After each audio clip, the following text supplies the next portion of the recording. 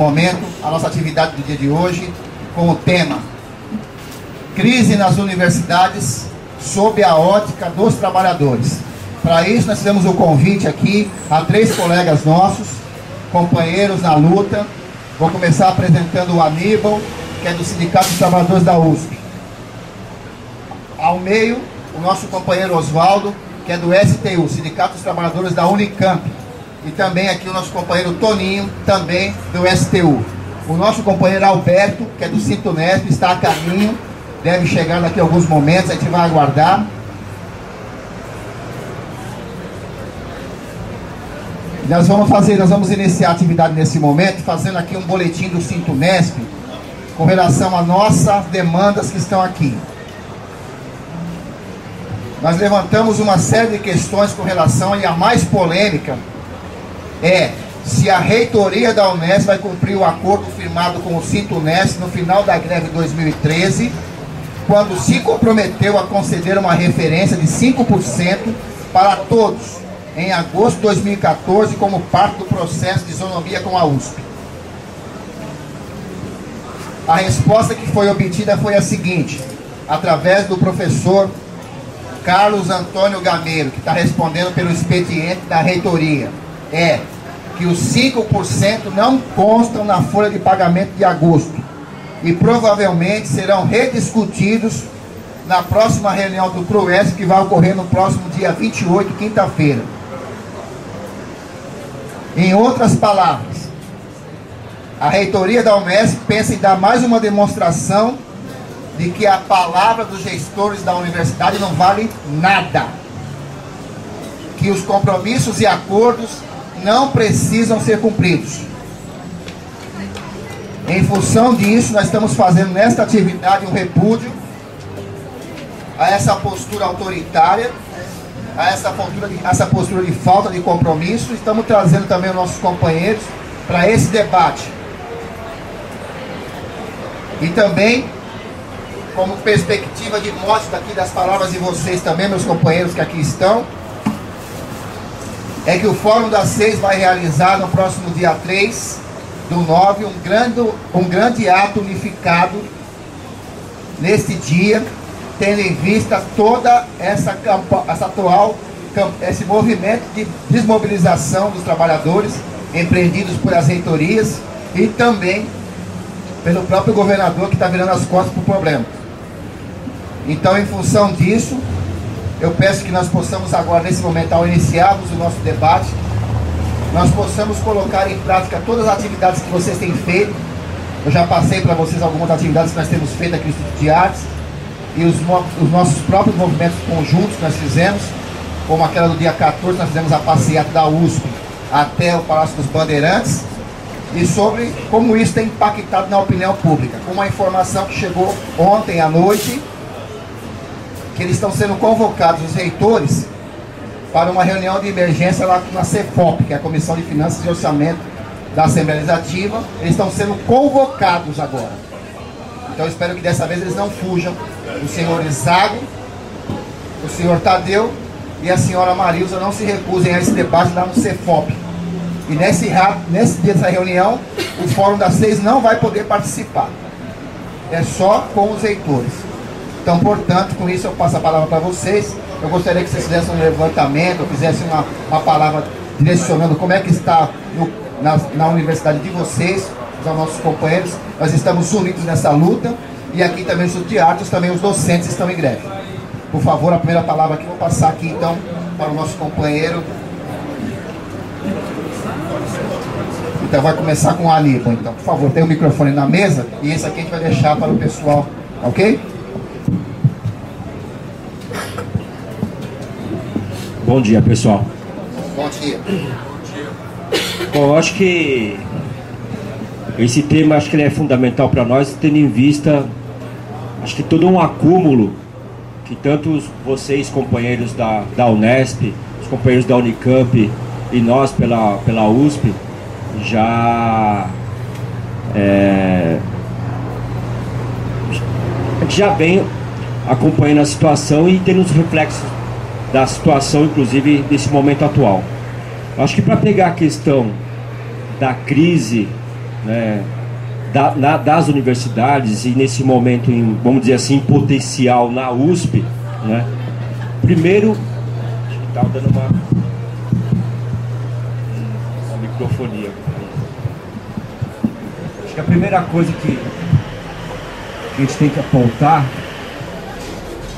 é a partir do momento em que as universidades elas ficam na alça de mira desses ciclos de crise, né?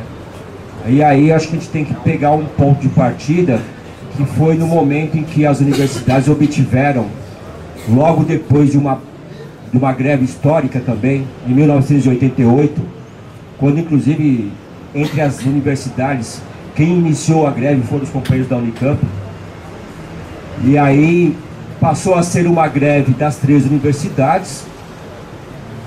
Nesse bojo também veio a ser uma greve do setor público no estado de São Paulo, porque outros serviços públicos também entraram em greve, inclusive setores federais, né, naquela greve em 1988. Foi uma greve iniciada pelas universidades e no final entraram vários setores, saíram da greve e finalizou também pelas universidades. Bom, no ano seguinte veio o quê? Veio a dita e chamada autonomia administrativa e financeira das 3 universidades. O então governador Orestes Quercia, em fevereiro do ano seguinte, fevereiro de 89, através de decretos, colocou a questão da autonomia das universidades, no caso, USP, Unesp e Unicamp. Haja visto também que era algo que vinha em consonância a questão até da própria Constituição Federal de outubro de 88, né? E também já tinha o estabelecimento sobre a questão de autonomia das universidades. Porém, além, né, dessa autonomia, ela ter significado algo, em alguns parâmetros, importante para as 3 universidades, porque a partir de então, as universidades poderiam se programar financeiramente, os repasses eram feitos de forma regular, porque anterior a isso não acontecia, mas o pacote ele veio com questões não positivas, e uma delas foi justamente a questão financeira, né? O governador estabelece a partir daquele momento um repasse do ICM naquele momento, né? Hoje ICMS, de 8,4%, sendo que anterior a essa autonomia de 89, ou seja, 5 anos antes, compreendendo o período de 83 a 88, as 3 universidades vinham recebendo como repasse do governo, repasse de imposto, que todos nós pagamos, quem está aqui, vocês, quem está ali do outro lado participando do evento, ou seja, todos aqueles que consomem algo aqui no estado de São Paulo, né, pagam o imposto sobre a circulação de mercadorias e serviços, o ICMS hoje.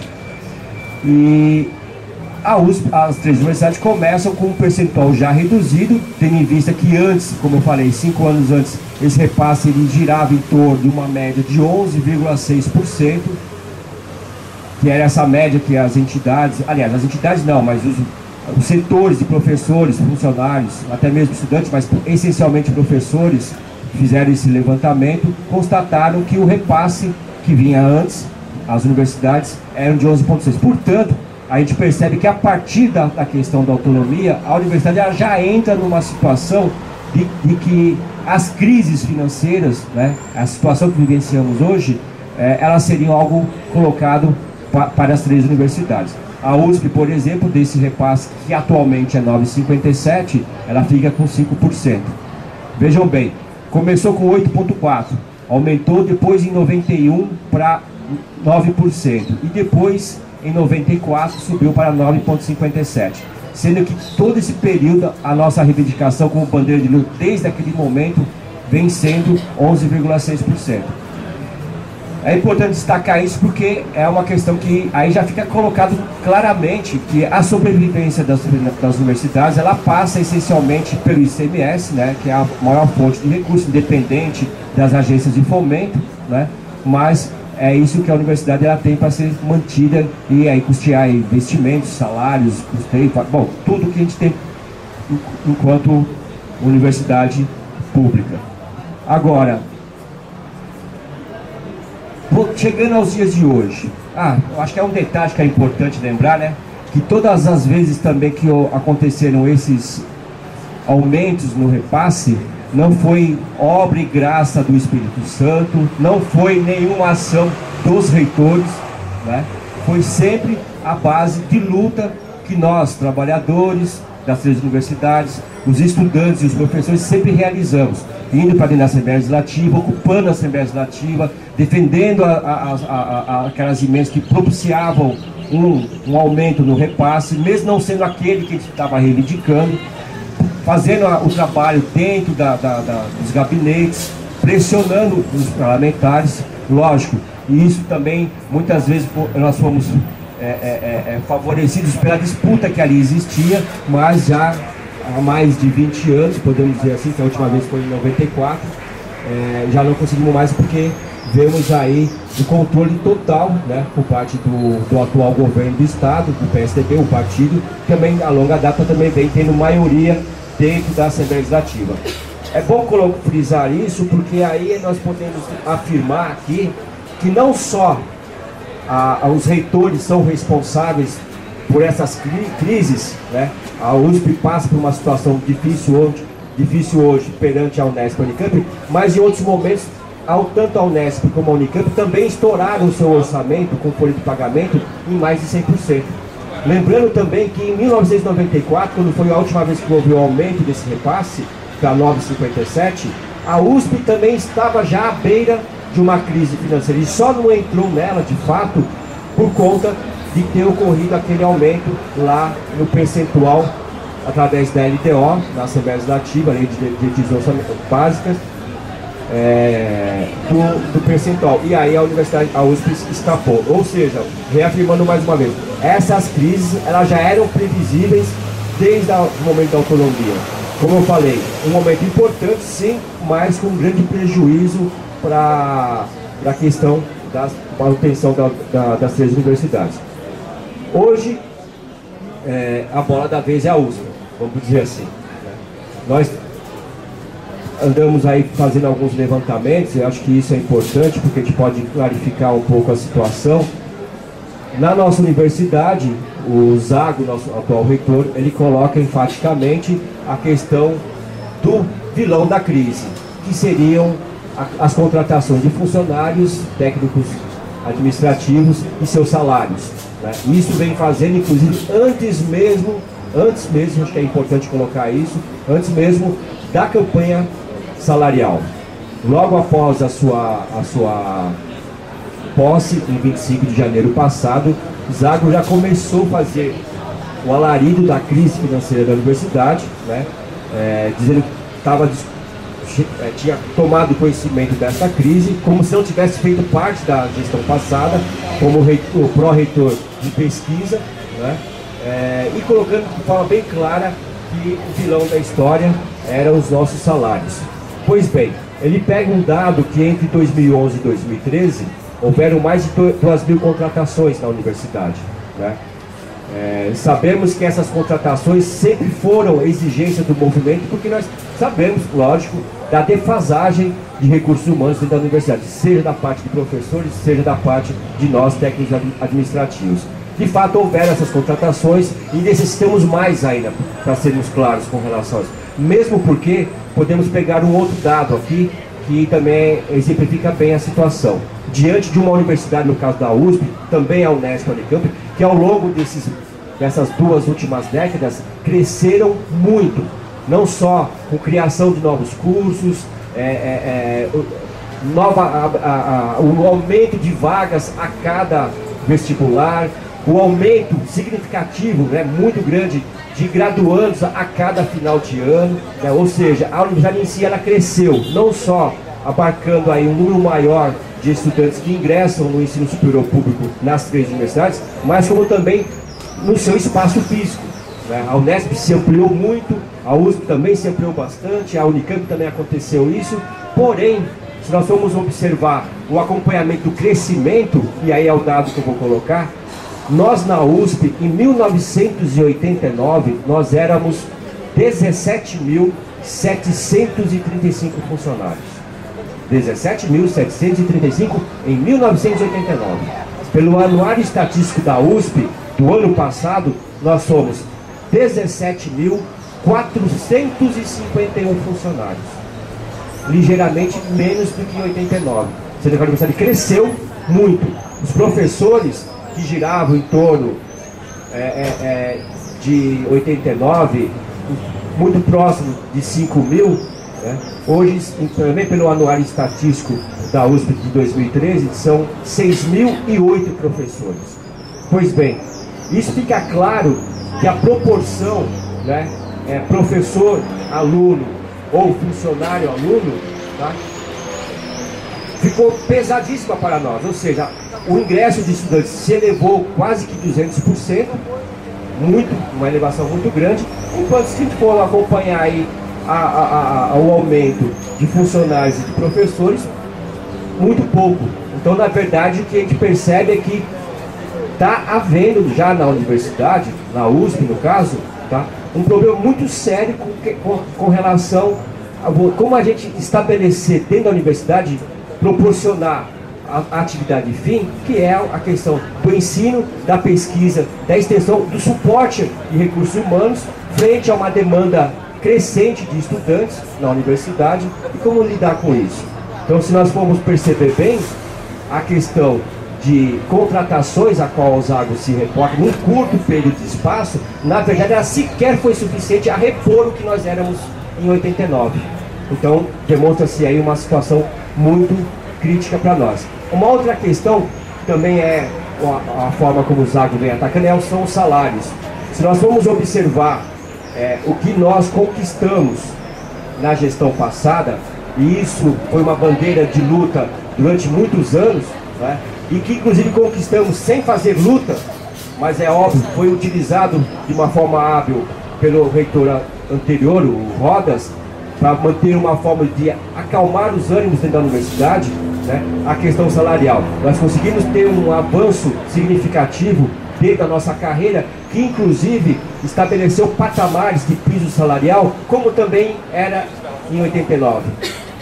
Se a gente for pensar bem, em 1988, quando também conquistou uma carreira lá, que depois ao longo do tempo foi totalmente dilapidada, destruída, e agora conseguimos conquistar uma outra, lá também o nosso piso salarial, em 88, era equivalente a 3 salários mínimos. Os 3 salários mínimos que todos os trabalhadores recebem, aliás, muitos inclusive não recebem sequer isso, né? Eram equivalentes a 3 salários mínimos. E na gestão do Rodas, nós conquistamos uma carreira que também não chegou à equivalência de 3 salários, mas chegou muito próximo. Portanto, nós na verdade recuperamos um piso salarial ao qual nós há décadas já tínhamos tido e ao longo do tempo desaparecido, corroído totalmente. Então também na verdade não que houve um aumento de salário, o que aconteceu de fato foi uma recuperação em patamares que nós tínhamos lá atrás. E diga-se de passagem, e a inflação? A inflação não veio, ou seja, recuperou patamares de salário, mas não houve correção inflacionária. Agora, é óbvio que a gente sabe muito bem que a maior parte dos trabalhadores não tem esse piso salarial que nós temos na universidade. É óbvio que a maior parte dos trabalhadores aí afora recebe um salário indigno, totalmente salário de miséria, salário de fome. Agora, é óbvio também que nós não vamos ter que tratar, e não concordamos com isso, e que a gente tem que nivelar sempre tudo por baixo. Ou seja, estabelecer parâmetros abaixo para que você possa falar assim, não, a minha situação está maior ou melhor diante de tal situação. Ao contrário, né?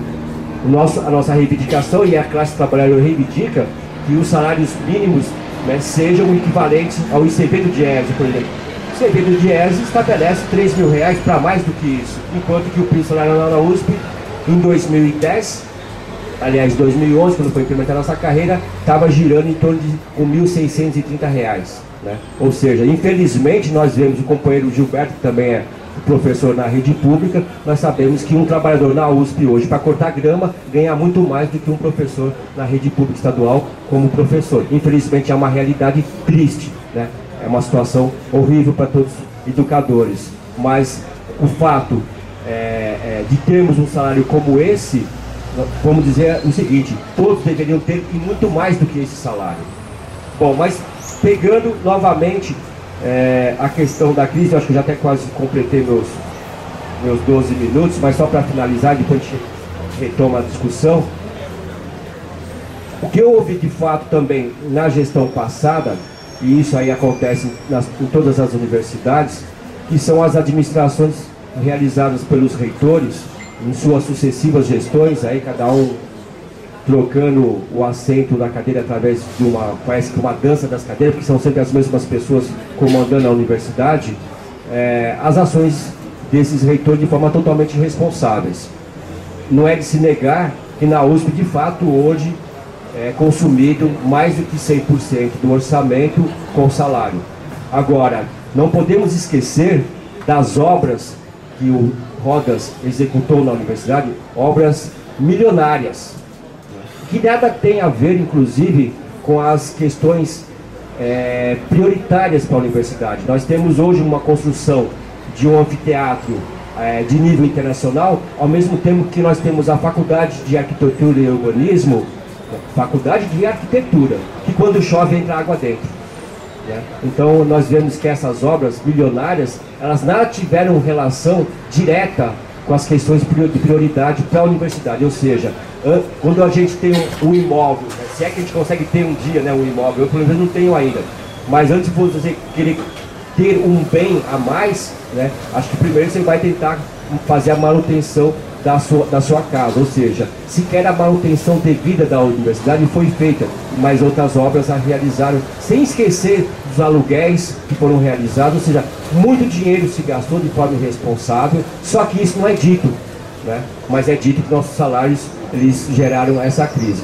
Agora, por que também, existe a conivência dos reitores com relação ao repasse do governo, que também, apesar de ser baixo, não é cumprido à risca? Por exemplo, os repasses do ICMS para as 3 universidades, aí não é só para a USP, para a Unesp e Unicamp, elas não têm sido levadas a sério da forma como deveria ser, porque a LDO estabelece os 957, mas não é aplicado sobre tudo. Portanto, fica essa questão. Existem outros recursos que são recebidos pelo Estado ao longo do período, como inclusive dívidas, com o Estado, e que quando esses montantes chegam, não é aplicado o percentual. Da mesma forma, quando a gente vê, quando o montante está incompleto, o Estado retira primeiro uma parte destinada para a moradia, que é importante, mas retira primeiro uma parte desse montante para depois aplicar os percentuais sobre um valor já com uma subtração, ou seja, valor líquido, vamos dizer assim. Então também vemos aí uma outra manobra do governo. Então, para finalizar minha fala, eu só gostaria de afirmar uma coisa: a crise hoje existente na USP não é a primeira crise, não é única e exclusiva uma crise da USP, a Unesp e a Unicamp já passaram por inúmeras vezes. A situação financeira das 3 universidades é de responsabilidade dos 3 reitores, porque também são cúmplices com o governo do Estado, quando não exigem do Estado um aporte maior da questão de finanças, e quando sequer também vão lá na Assembleia Legislativa e no governo do Estado exigir que o atual percentual seja levado a cabo, ou seja, aplicado sobre o valor devido do ICMS. Portanto, nós vemos aí uma política estabelecida essencialmente hoje pelo reitor da USP, Marco Antônio Zago, mas que vem sendo levada a cabo por diversas gestões nas 3 universidades, em cumplicidade com o governo do Estado. Ou seja, o que acontece hoje com as 3 universidades, infelizmente, já aconteceu com outro setor da educação, o ensino fundamental e médio, que hoje está totalmente sucateado. Se nós não vislumbrarmos essa situação e tentarmos nos opor a ela, infelizmente o ensino superior público do Estado de São Paulo pode ter seu fim igual ao qual tem hoje o ensino fundamental e médio. E isso não vamos deixar acontecer. Obrigado.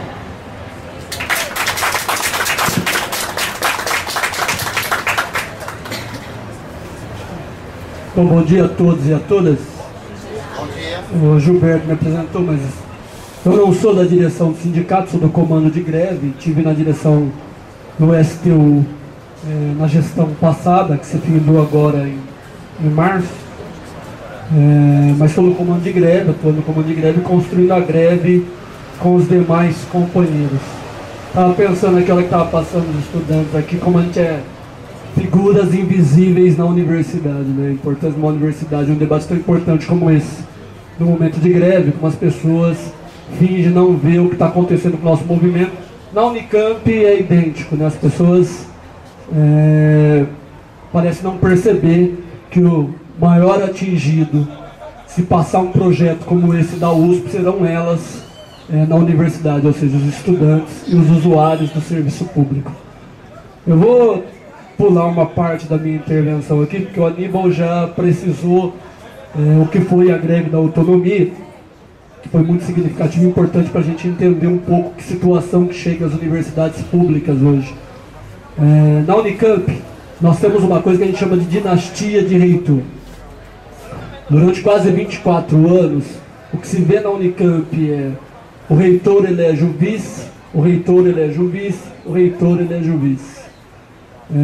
Só para dar uns dados para vocês, o reitor da década de 80 era o Pinotti, depois o Paulo Renato, grava esse nome, depois o Vogt.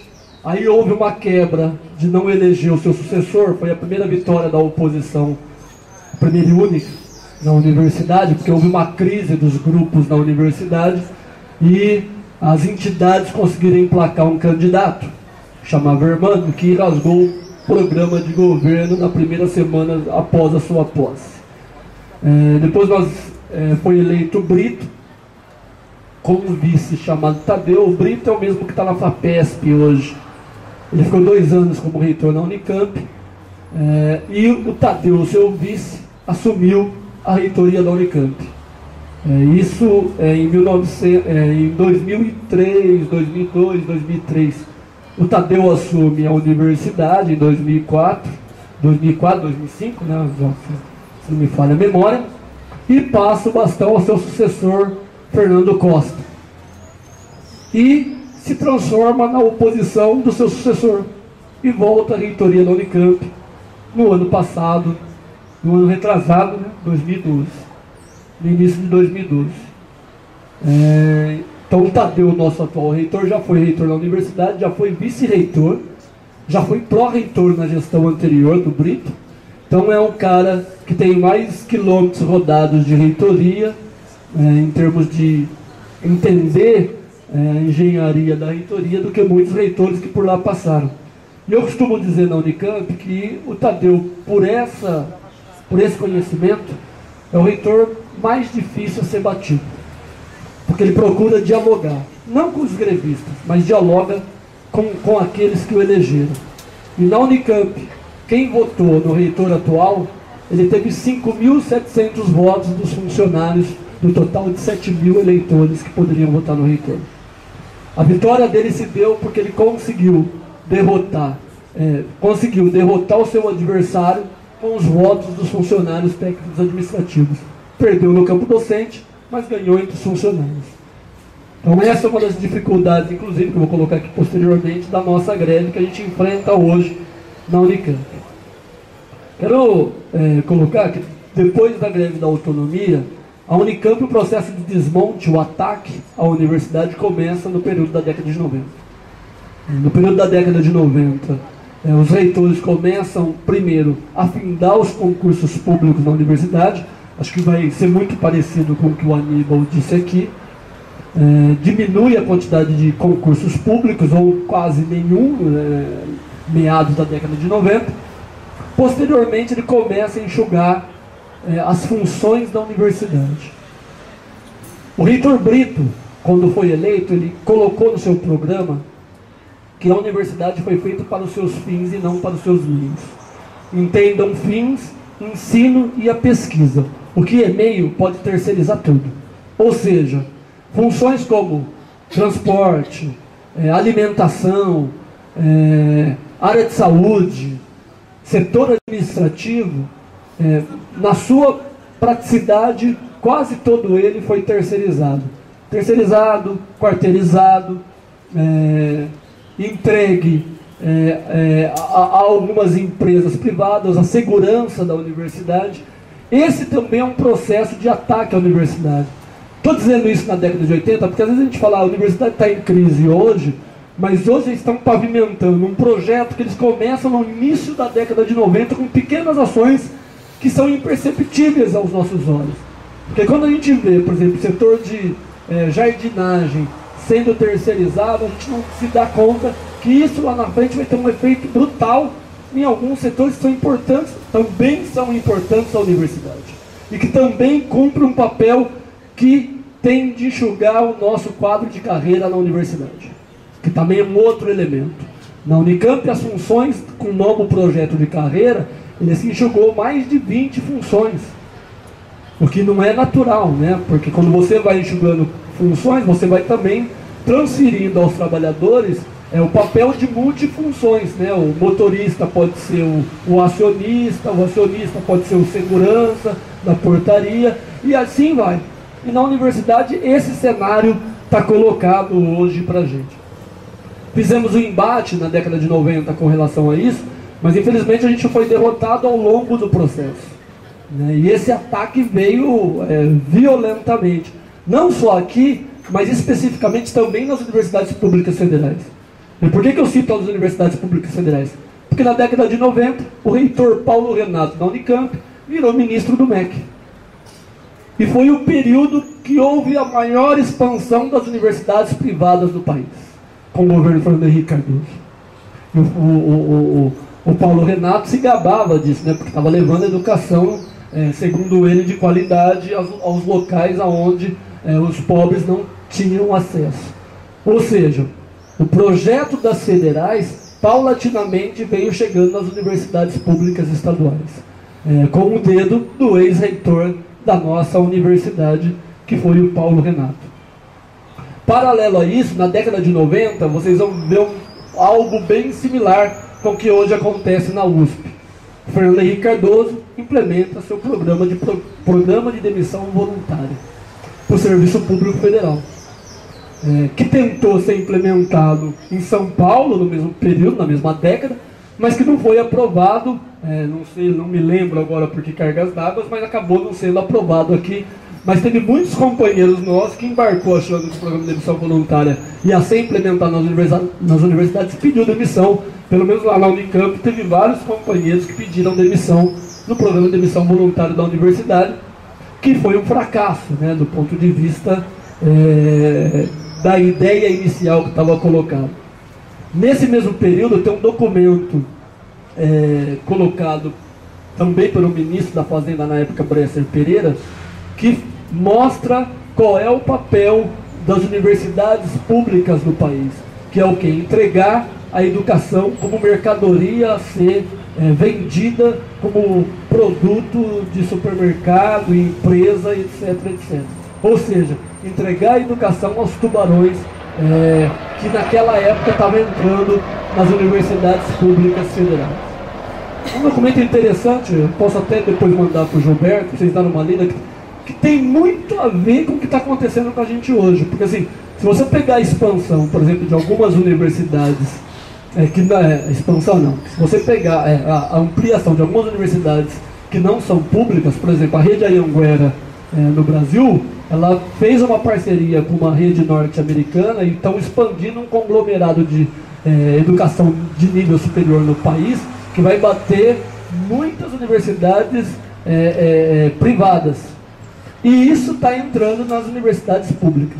Então, discutir a crise das universidades hoje é discutir a democratização, sim, da universidade, mas mais do que isso, companheiro, é discutir o poder na universidade. Porque hoje a universidade, infelizmente, ainda é piramidal, onde manda os docentes e a gente está na base da pirâmide. No topo estão os docentes e a gente está na base da pirâmide. Então, precisamos debater aqui o poder da universidade, discutir, fazer esse debate de pé de igualdade, que nós também temos capacidade de debater a universidade pública de qualidade. E precisamos construir um projeto para isso, um projeto que nos unifique. Porque quero ser abusado aqui de dizer dessa pseudo-crise da universidade pública, porque a universidade pública não está em crise.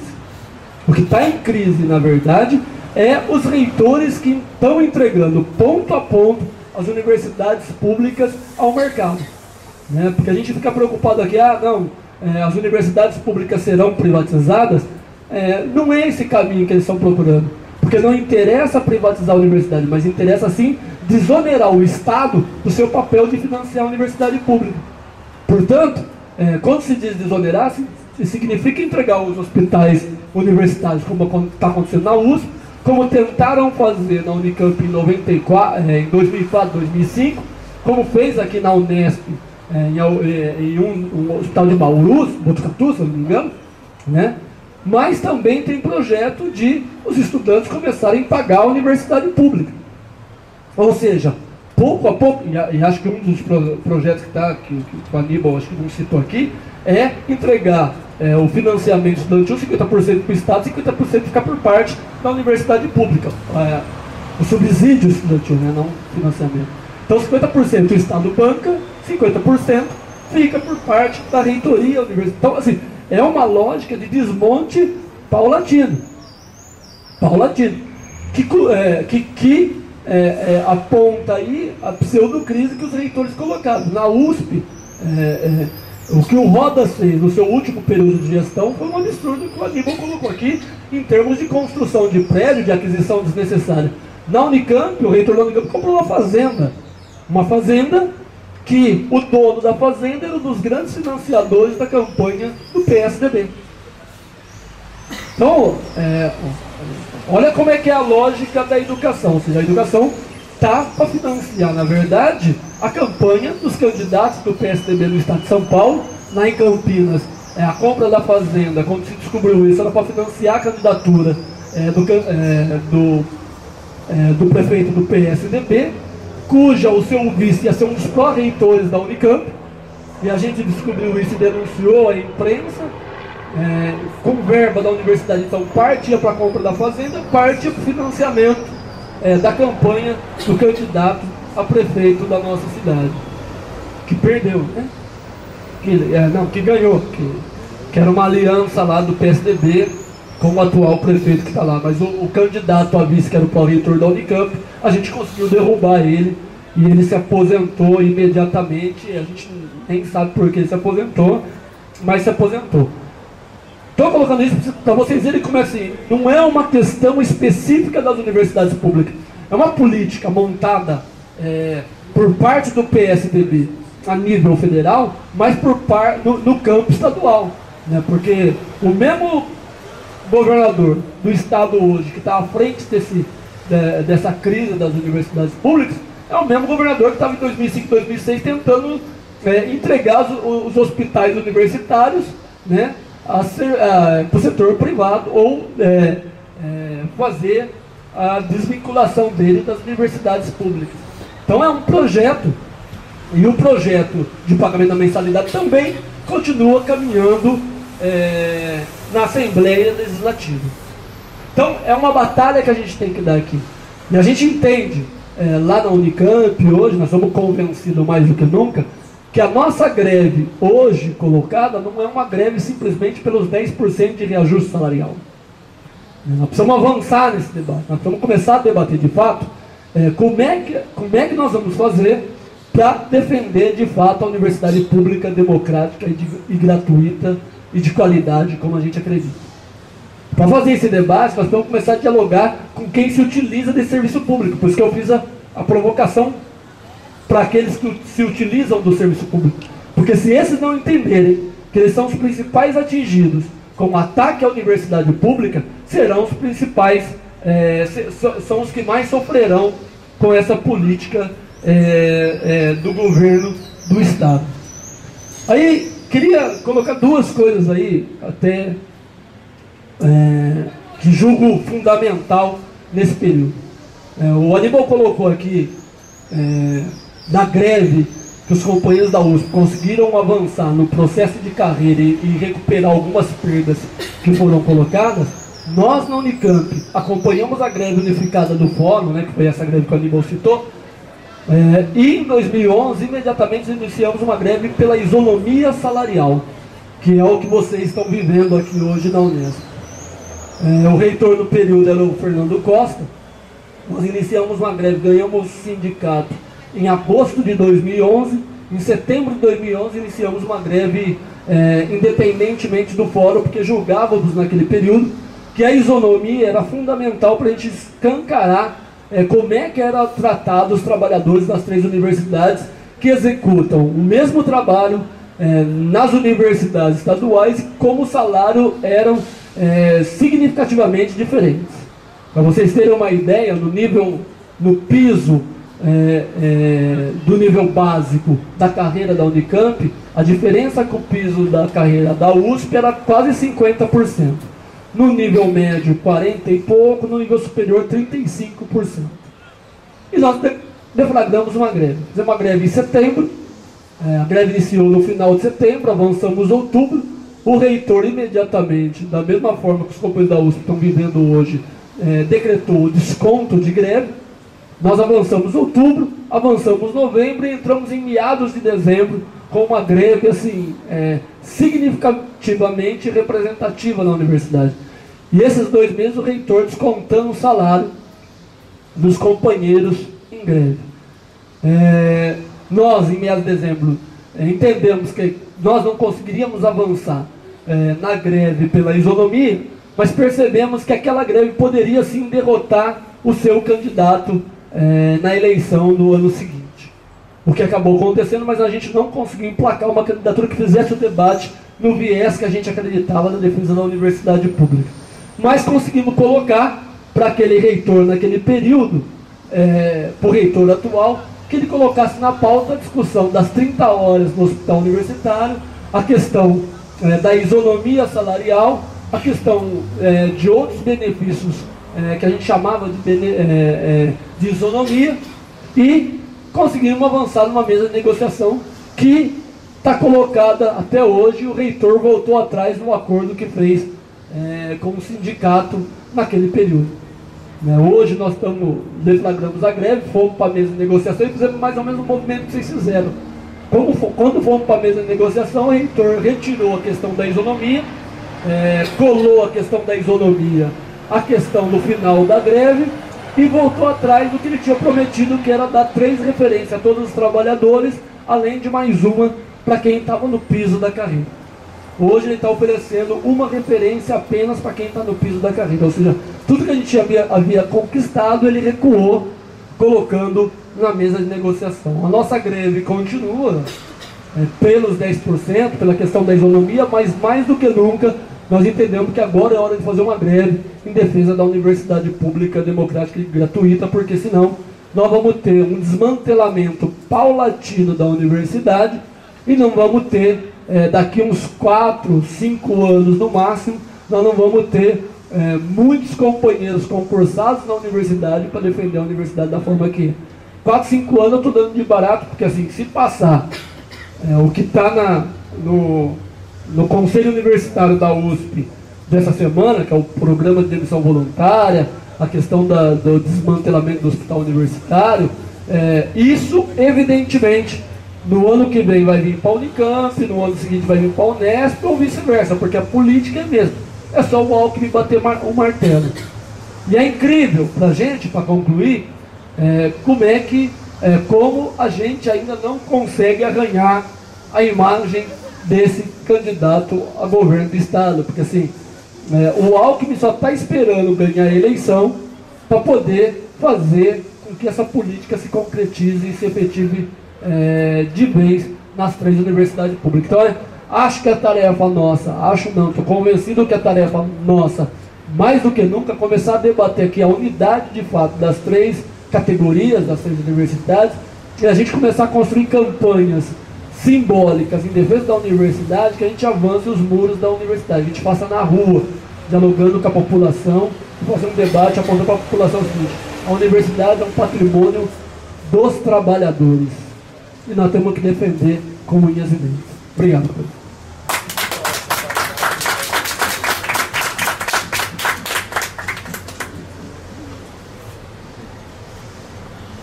Bom dia, companheiros, companheiras. Prazer estar aqui com os companheiros nesta manhã. Meu nome é Oswaldo, eu sou diretor do sindicato nessa atual gestão, um dos diretores. Estamos aí numa gestão de proporcionalidade. E estou do lado de duas feras aqui, que são militantes de muito tempo, e me sinto honrado por isso também, assim como destaque para os companheiros nesta manhã. Quando a gente fala de crise nas universidades e a colocação dos companheiros aqui sobre a ótica do trabalhador, é interessante ver como o trabalhador pensa a universidade, como que ele vê tudo isso que acontece. O trabalhador normalmente ele pensa no salário, né? Nos seus benefícios, e essa questão do diálogo ela é forte, porque dentro dos muros da universidade os trabalhadores não têm uma consciência ampla do que acontece também. Muitos trabalhadores estão na greve. Nós ouvimos falar muitas vezes trabalhador de greve de pijama, né? Que não frequenta as atividades da greve e tal. Isso acontece nas 3 universidades, né? E isso é uma falta de consciência, na verdade. Mais do que um furar a greve ou não estar na atividade efetivamente da greve, é uma falta de consciência do movimento que se está sobre as universidades, do momento que se está vivendo, né? Mas tem muito trabalhador também que está buscando essa informação. É difícil também lidar com os segmentos da universidade. A diferença de posicionamento e de pensamento, por exemplo, do corpo docente em relação aos trabalhadores. Posicionamento diferente, diferenciado, e isso também prejudica um pouco. Num debate com alguns professores lá na Unicamp, eu pude perceber que eu consegui sensibilizá-los efetivamente nas nossas conversas quando eu falei sobre a quebra da autonomia universitária, porque isso assusta todo mundo, e assusta principalmente a classe docente. Aí houve uma real abertura para um diálogo, para uma conversa, e pôde sim ser produzida alguma coisa nas nossas conversas.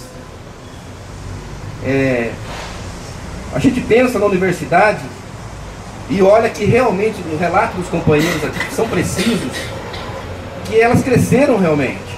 A universidade cresceu muito, mas a arrecadação não foi proporcional a isso. E quem está pagando o preço disso tudo é o trabalhador. Numa conversa com o Tadeu em mesa de negociação, o reitor da Unicamp, uma das coisas que eu coloquei para ele é isso: olha, você não pode tirar do fundo de reserva, você não pode tirar das mãos do governador, você não pode mexer em canto algum, mas você pode tirar do trabalhador, do salário do trabalhador.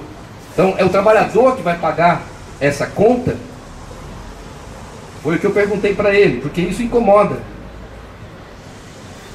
Nós vemos também a questão da má gestão, que foi colocado pelos companheiros também.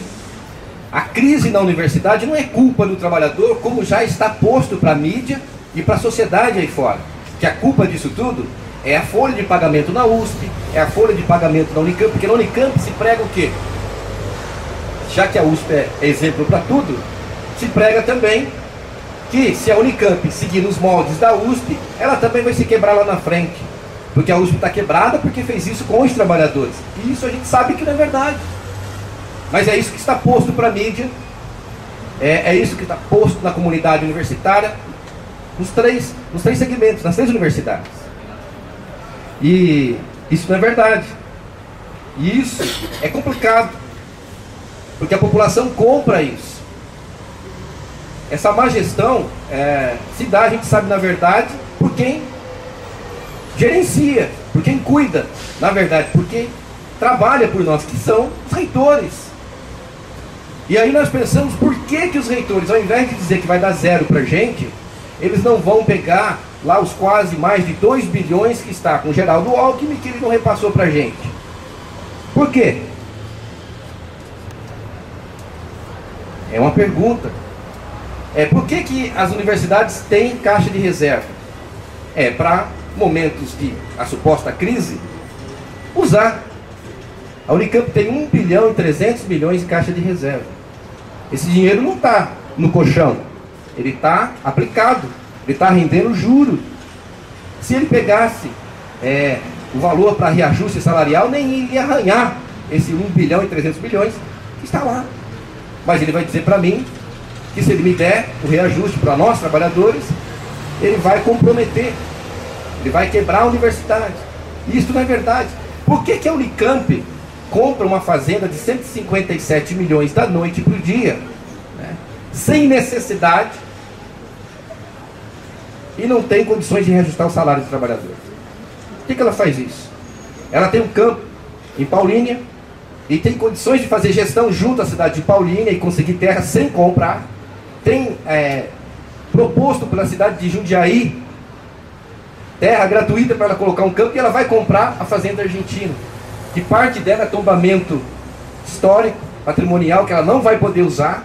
Ela não usou a totalidade das terras que ela já tem, onde a Unicamp está situada. Então tudo isso é questionável. Tudo isso nos faz pensar uma série de coisas. Então a má gestão não é por causa, a situação é por causa de má gestão, não é por causa do trabalhador. Pelo contrário, o trabalhador constrói a universidade, tem construído ela durante todo esse tempo, tem carregado nas costas, porque o nosso salário ele tem sido arrochado durante todo esse tempo. O companheiro Aníbal colocou aqui, que não colocou nem a questão da inflação, né? Porque a USP é menina dos olhos no sentido de salário, etc., de parâmetro. Mas ele falou aqui, para todos vocês, para nós aqui, que a inflação ficou para trás. Então quer dizer, não tem nada a ver. O trabalhador tem, sim, pagado um preço quando não pode. E nem merece, porque não é ele o responsável por essa suposta quebradeira. Porque eu não acredito que ela existe. Aí eu entro nas contradições. E elas são essas. Como que você compra navio, não é? Desnecessariamente? Como que você constrói na Unicamp prédios desnecessários, obras desnecessárias que fica caindo? Tem prédio na Unicamp que custaram uma fábula, uma fortuna, e nem foram usados, caíram. Caíram. E ninguém responde por isso, é má gestão. Fala-se na boca do Zago em improbidade administrativa. E essas coisas aí não são improbidade administrativa, mas mexer no caixa de reserva é improbidade quando o quê? Se pressupõe que caixa de reserva é para ser usado quando for necessário. Aonde eu sei, pode ser que eu esteja me enganando, mas a USP tem 2 bilhões e pouco de caixa de reserva. A gente não vai discutir quebradeira, a gente tem que descobrir a gestão desse caixa de reserva, como que se vai usar, e o trabalhador, a comunidade no seu todo universitária tem que ser participante ativa disso tudo. Nos fóruns e nas instâncias que nós atuamos, nós somos sempre a minoria. O Conselho Universitário, por que aprovou a compra da Fazenda Argentina na Unicamp?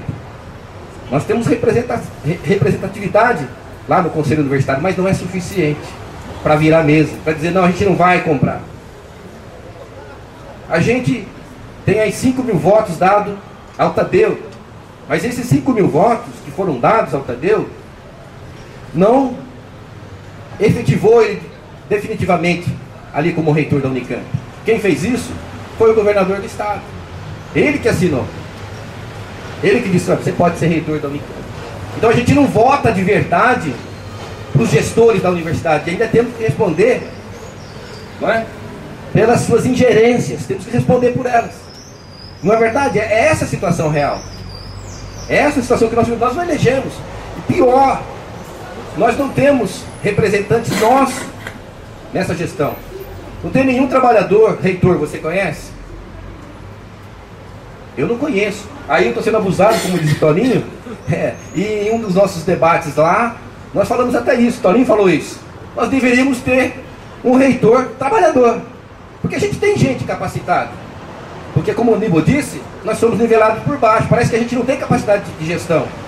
Ou nos embates mais acalorados lá na universidade, quando nós dizemos para a reitoria, se vocês não conseguem gerir os recursos, dá para os trabalhadores, a gente gere. E muito bem. A gente tem capacidade de fazer tudo isso funcionar. Essa crise aí a gente acaba com ela em 3 tempos. E a gente sabe o que causa essa crise. Ela é muito mais política do que qualquer outra coisa. É muito mais política. Tadeu não vai buscar os recursos junto ao Geraldo Alckmin porque ele está politicamente barrado por isso. Esses recursos, como o Toninho disse, vão entender as situações eleitoreiras e não a população, e não as universidades. esse caixa de reserva está reservado para outros fins e não para nós. É por isso que nós não vamos usar isso. É por isso que não pode mexer lá. Não é questão de improbidade. Ele está reservado sim, mas para outros, e não para a própria universidade, e não para a própria comunidade. Também nós pensamos nessa questão da desmobilização que as universidades vêm fazendo. Isso a Unicamp é corrente entre os segmentos.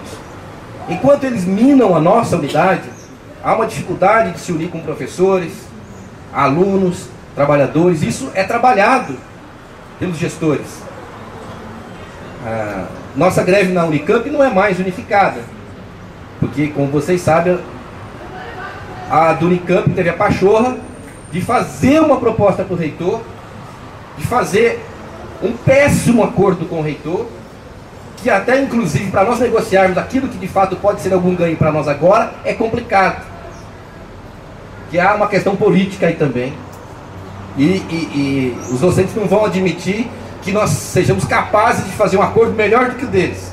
Tem até essa questão na mesa de negociação. Então isso também é trabalhado de tal forma que a luta fica mais difícil ainda, porque a gente perde parte do nosso segmento, que podia estar junto com a gente, fazendo uma pressão real, e para a gente arrancar aquilo que realmente nos favorece e que é nosso. Isso acontece nas 3 universidades, esse processo. Também o distanciamento entre as 3 universidades. Nós estamos clamando aí por uma plenária das 3 universidades, mesmo via fórum, para que efetivamente o fórum faça isso e a gente tenha o respeito de unidade pelo fórum e consiga debater a universidade realmente. Isso, até isso tem sido difícil. Não é fácil fazer isso. É complicado. Mas eles trabalham isso. E ao contrário disso, quando você olha do outro lado da situação, do lado deles, o que o Tadeu diz para nós na mesa o tempo todo, eu falo do Tadeu porque é o nosso reitor, né? Nosso não, a gente fala assim, porque é o nosso gestor, né? Por nós ele não estaria lá, governando a universidade. Mas, o que ele faz? O que eles fazem? Principalmente o Tadeu. O Tadeu disse, eu não quebro com a USP, de jeito nenhum. Eu não quebro com a Marilson, de jeito nenhum. O Tadeu repete isso. E agora ele repetiu isso via web, que foi transmitida a nossa negociação, ao vivo e a cores. Ele disse, eu quebro com a USP. Mas ele quebra as costas do trabalhador. Ele quebra o salário do trabalhador. Ele quebra as universidades. Então eles estão unidos entre eles. Ele quebra a nossa unificação. E usa meios e mecanismos e momentos para assim fazer. Mas entre eles estão, você não tenha dúvida que o Zago está unido com a Marilza, que está unido com o Tadeu. Então isso é uma questão que nós precisamos debater também. Que nós precisamos mais do que nunca de unidade, de fato e de verdade, para enfrentar esta suposta crise. Porque esta crise ela não existe, na minha opinião, ela foi colocada. Ela foi colocada. Mas debater a universidade é mais do que nunca preciso. É mais do que nunca preciso. E isso que nós estamos fazendo aqui hoje é muito importante. Porque a partir das reflexões que nós fazemos aqui, que nós vamos tomar algumas posturas também, ou vamos nos despertar para elas. Nós vamos nos despertar para elas. Por exemplo, a questão que o Toninho colocou de dialogar com a população é fundamental. Ainda no debate com os companheiros que estiveram lá da Unesp também, no nosso debate lá, nós falamos sobre isso. Por exemplo, a Unicamp tem a extensividade dela, né? Faz extensão, que é para alcançar a população, mas é muito pouco, é ínfimo isso. Você não tem nada, se você falar, não tem extensão na Unicamp. Isso aí é conversa para boi dormir. A população conhece a Unicamp pelo HC, Hospital de Clínicas, porque de fato há uma extensividade para a população. E ela sofre, e ela tem um pavor. O relacionamento da população com a Unicamp em relação ao HC é de pavor. Quando se fala que vai fechar, quando se tem greve, é difícil inclusive você fazer uma greve. Não é? Por quê? Porque tem aquele pavor, porque é a migalha, é a miserabilidade que eles recebem de tratamento. E a gente sabe que as condições do hospital podiam ser bem melhor, porque tem recursos para isso, falta equipamento, falta profissional valorizado, falta uma série de coisas. E ela está sendo atendida, mas ela não sabe disso.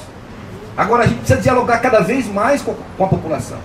Nós precisamos sair das ruas, fizemos uma passeata lá, em Barão Geraldo, onde está situado o distrito da Unicamp, está situado, vocês devem saber disso.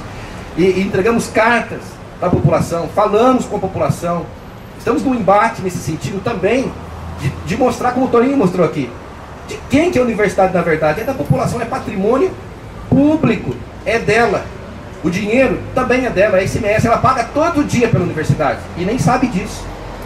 Cada vez que ela entra no supermercado, adquire, né, um produto ou compra alguma coisa, ela está pagando a nossa universidade.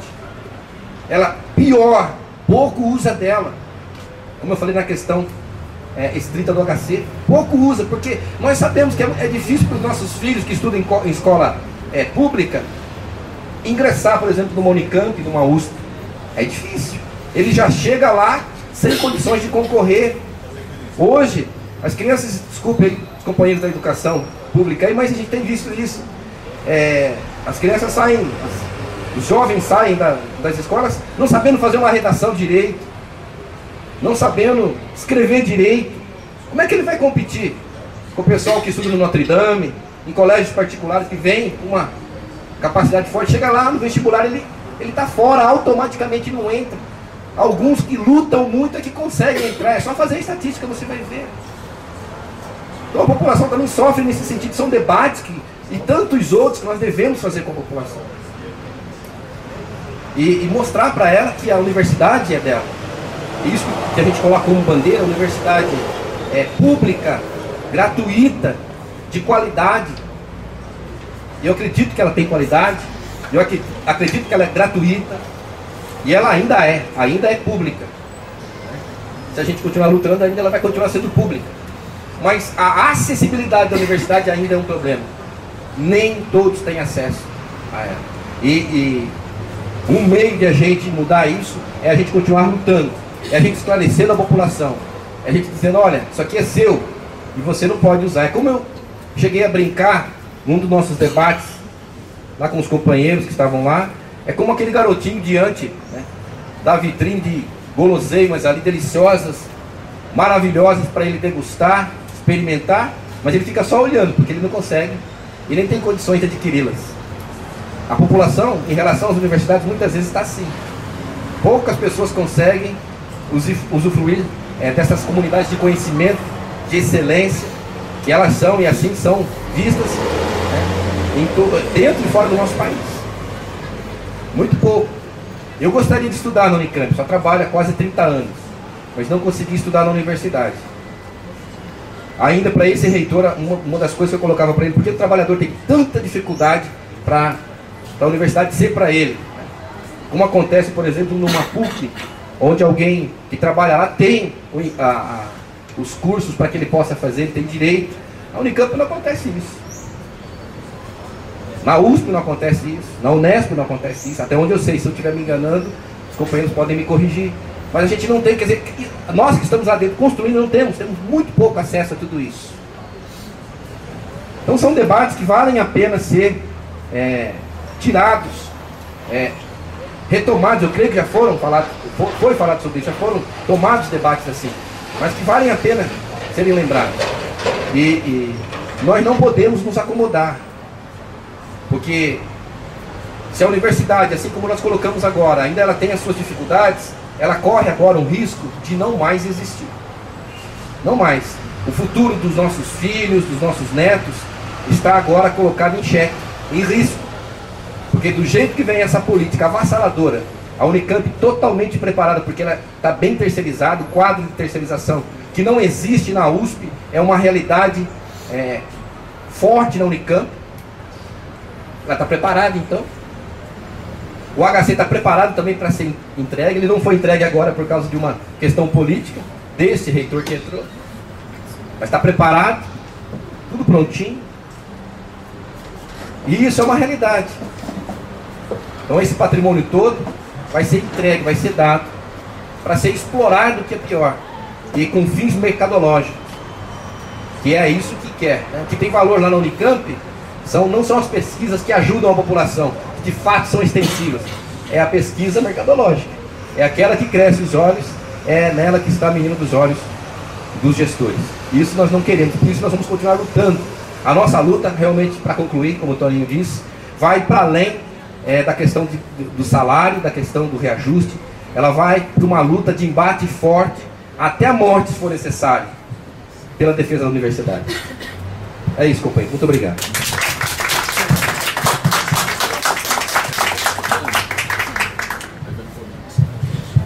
Obrigado, companheiro Oswaldo. Obrigado, Aníbal. Obrigado, Toninho. Eu queria passar uma pergunta para vocês aqui, vocês botar um tempinho para vocês responderem, porque pela extensão do tempo também está tentando complicar o tempo, aí vocês estão percebendo. E eu gostaria que vocês fossem breve na resposta. Só a primeira coisa, assim, tudo leva a um processo de precarização, desmonte, sucateamento, tudo levando a uma entrega, como isso foi colocado por vocês, das universidades públicas também para o capital privado. As universidades federais também passaram no ano de 2011, passaram 4 meses em greve, vocês acompanharam. Nós acompanhamos isso, né, com nossos companheiros também das universidades federais, e a gente está percebendo que esse quadro se repete, infelizmente, nas universidades públicas estaduais. Com base nisso, pela informação que está passando pelo Aníbal, e que também ocorre também na universidade em relação à redução dos quadros, e terceirização, e precarização, e contratações via fundações, que também ocorre na Unicamp e também na USP, aqui na Unesp também não é diferente, nós percebemos que tudo isso passa por um único projeto, que é, assim como aconteceu em todos os governos do PSDB, a precarização e a privatização. Então nós vamos abrir agora a palavra. Vamos agora abrir a palavra aqui para os nossos colegas aqui que aqui estão presentes, para eles fazerem as perguntas. Depois vocês verem essa resposta com relação à questão do desmonte com relação ao quadro de funcionários. Eu vou abrir agora para o Toninho, depois eu passo a resposta para vocês três. Respondam, por favor, com uma certa brevidade, para a gente poder depois abrir e depois passo para os nossos colegas fazerem as perguntas, ok? Você não quer fazer bloco? 2, 3? Pode ser melhor assim? Então tá, então vamos fazer então. Vamos fazer então com os blocos então das perguntas então.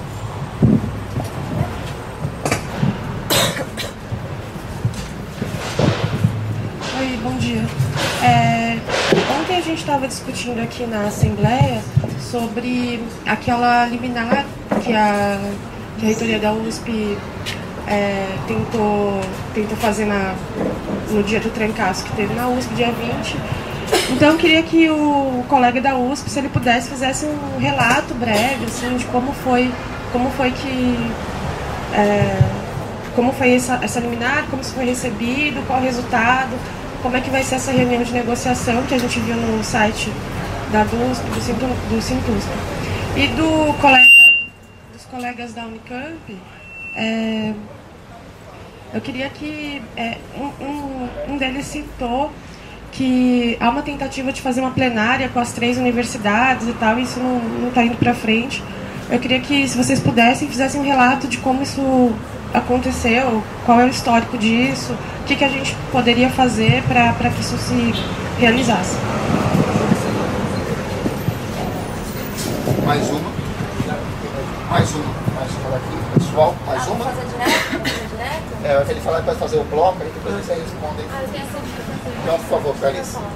Pode ser a Clarissa ou a Thaís. Bom, vou aproveitar e falar daqui já, tudo bem? Meu nome é Clarissa. Eu sou funcionária de nível médio aqui, mas já tenho um terceiro completo e tal. Então, e tem toda uma outra questão também que tá complicada nas universidades. Eu fiz umas anotações sobre as falas de cada um, né? Começar pelo que foi o último, eu lembro.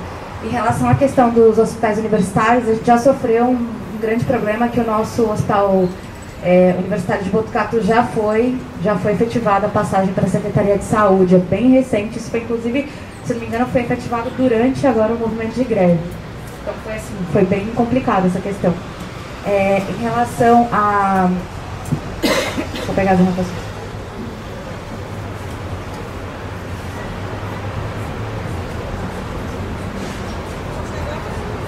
Então, em relação à fala do companheiro Oswaldo, em relação às compras de expansão, eu tô na Unesp há 5 anos, eu já entrei aqui para trabalhar no IA mesmo, e nesses 5 anos eu vi pelo menos 2 ou 3 campi serem abertos, serem inaugurados em cidades que eu nem sabia que existiam no estado de São Paulo, na verdade. Né? Então não sei quão representativas elas são para a composição geral, assim, pela questão de expansão, assim, de levar áreas que não há universidade pública, eu acho que são valiosas, mas eram peças que eu nem sabia que existiam. Foram campos que foram abertos e inaugurados, assim, na minha impressão, quase do dia para a noite. Foi assustador até. sem contar então também as questões de expansão de curso e da demanda geral por serviços, né? Aí, em relação ainda a falar do Oswaldo, a questão da gratuidade, considerando mesmo seus próprios argumentos, assim, tem uma coisa muito complicada. A gratuidade na universidade pública hoje é extremamente relativa, né? Todo mundo paga. Quem está na universidade e quem não está. E quem consegue acesso a ela e quem não consegue. Né? Então todos nós pagamos diariamente, a maioria nem percebe mesmo e não cobra as pessoas corretas. Que isso seja bem administrado, né? Que os cursos sejam sejam bem compostos, que as pessoas saiam bem informadas e que elas retribuam isso para a sociedade. Eu vejo pela minha própria situação que eu sou filha da USP, né? Minha mãe estudou na USP, eu fui aluna da ECA, aí já passo para comentário da USP. Eu fui aluna da ECA e formei lá em 2012 e frequentei bastante a História e Geografia, a FEFELESH de uma forma geral. E eu cheguei a ver assim, eu já tive que mudar de sala em uma das aulas, porque tinha tanta corrente de ar, e às vezes a corrente de ar vinha com chuva, quando tinha época de chuva, por causa de buraco mesmo. Não era nem questão assim, alguém esqueceu a janela aberta, não, eram buracos estruturais. E lembro, inclusive, de na época ter visto um vídeo que o pessoal de lá mesmo fez História e Geografia, também em época de chuva, que entrou tanta água pelos buracos que os alunos foram brincar, foram rir da situação para não chorar, né? E fizeram um vídeo em que, assim, por conta da quantidade de água, as rampas que existem lá, quem conhece o prédio sabe, tem umas rampas de acesso dos andares superiores para o térreo, o fluxo de água era tão grande que viraram tobogãs. Eles conseguiram transformar o prédio da História e Geografia em um parque aquático. Por conta disso mesmo, de falhas estruturais no prédio. Estava entrando pelo forro. E são coisas... A questão da FAO também já vi isso, sabe, gente, que absurdo. Né? Então tem muito realmente problema da gestão de verbas, nesse sentido de que as questões estruturais não estão sendo resolvidas, né, de infraestrutura não estão sendo resolvidas. E aí tem a questão do auditório novo, que aliás todas essas obras parece que foram paradas, né, pelo que me consta, foram paradas. A universidade tem que pagar multa por congelar as obras, porque vão ficar paradas por um tempo, tem multa com a construtora, etc. E algumas delas, para serem retomadas, vão custar metade do que já custaram agora. Então, assim, e não estão completas, né? Então, eram só alguns comentários. E aí, a pergunta mesmo é se vocês veem alguma perspectiva em relação, assim, agora que houve a questão da USP ter ido à justiça, né? A reitoria ter levado o movimento de greve à justiça e ter perdido, né? Se vocês veem alguma perspectiva de real negociação, porque nós ouvimos na Unesp, e parece que a Unicamp também ouviu, né, em negociações com o CRUESP, que o impasse para que o nosso reajuste fosse concedido e que algumas outras coisas fossem cumpridas era que a gente não pode porque a USP não pode. E a USP já está sendo pressionada a parar com essa ladainha e realmente, abre as contas, mostra que não pode, porque vocês só estão dizendo que não pode, mostra que não pode mesmo, para a gente chegar num acordo. Né? E então era a pergunta essa, vocês prevêem alguma perspectiva de que a coisa agora vá para frente, porque a negociação ainda está longe, né? 3 de setembro ainda tem mais de uma semana. Hein? Obrigada pela atenção. Mais alguém quer fazer outro comentário ou pergunta antes de passar para eles responderem? Vou passar aqui. Vou fazer uma aqui, se ninguém for fazer, que também contempla uma dúvida da Thaís. Tá pior? Eu sou...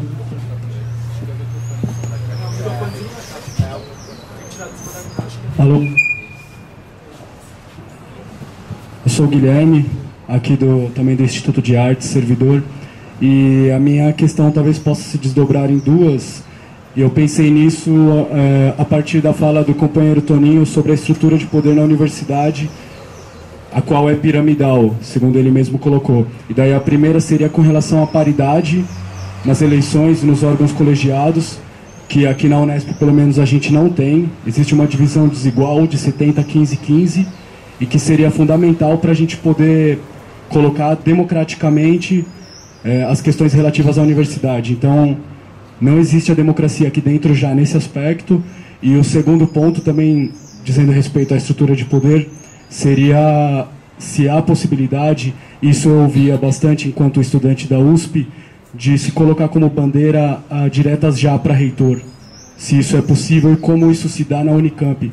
Porque também é um ataque, além de um ataque à democracia, porque apenas uma elite entre os docentes podem votar para reitor, ainda é um ataque à autonomia, porque existe uma lista tríplice em que o governador escolhe aquele que ele prefere entre os selecionados. Então eu gostaria de tocar nesses 2 pontos.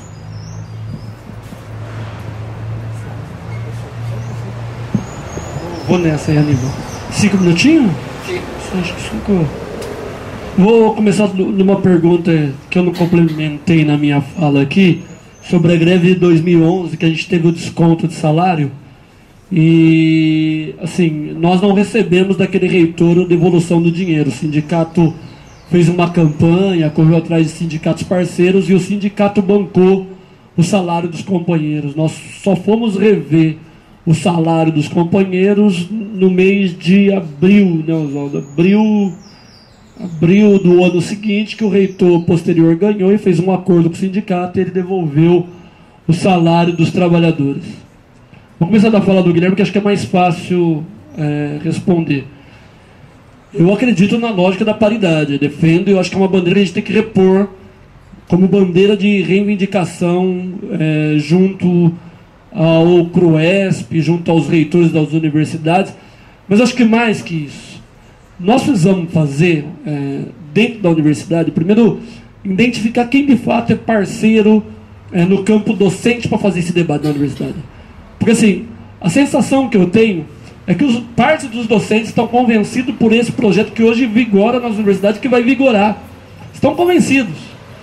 Porque assim, uma categoria que aceita que a outra categoria seja a negação do seu trabalho, porque assim, na Unicamp, durante muito tempo, nós fomos, não sei como é que é na Unesp, mas na Unicamp nós somos não docentes.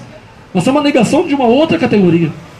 Parece semântico isso, mas isso determina um pouco quem manda na universidade, né? Você não é um técnico administrativo, você é um não docente. De uns tempos para cá a gente conseguiu mudar essa lógica. Hoje no nosso quadro de carreira nós somos reconhecidos como técnicos administrativos ou trabalhadores em educação, que dá um outro patamar de debate para dizer o seguinte: olha, nós existimos, estamos aqui, temos um projeto, queremos disputar essa universidade na lógica do que o Oswaldo colocou aqui. Eu ainda quero, antes de me aposentar ou morrer, quero ver ainda muitos técnicos administrativos disputando reitoria, pró-reitoria, ter cadeira igualitária no conselho universitário, que é uma outra disparidade, mas é uma luta a longo prazo, não é uma coisa que a gente vai conseguir lá, porque, de novo, eu acho que um dos segmentos da universidade está convencido por esse projeto, e se mantém nesse projeto, porque ganha com isso, inclusive. Então nós precisamos inverter essa lógica. Como fazer?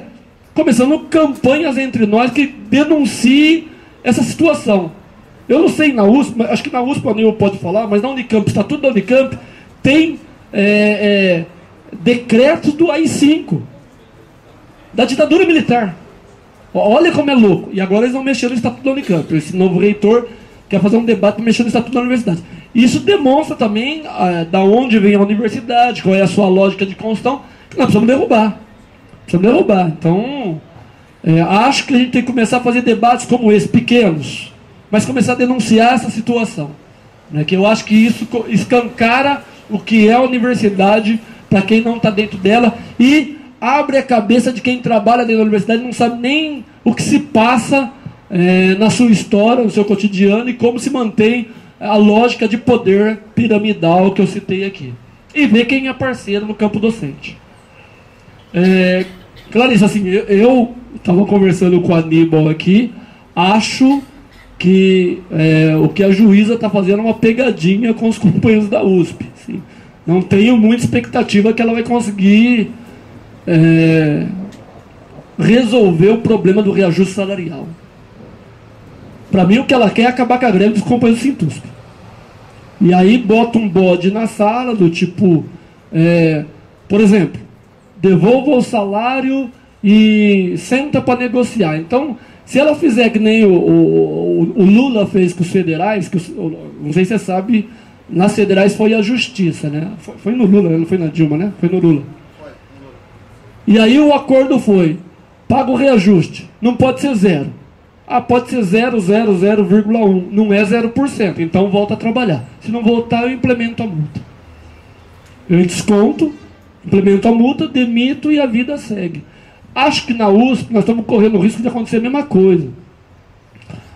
Como os companheiros na USP já entenderam que a guerra lá é muito maior que o reajuste salarial, então acho que a greve vai se manter.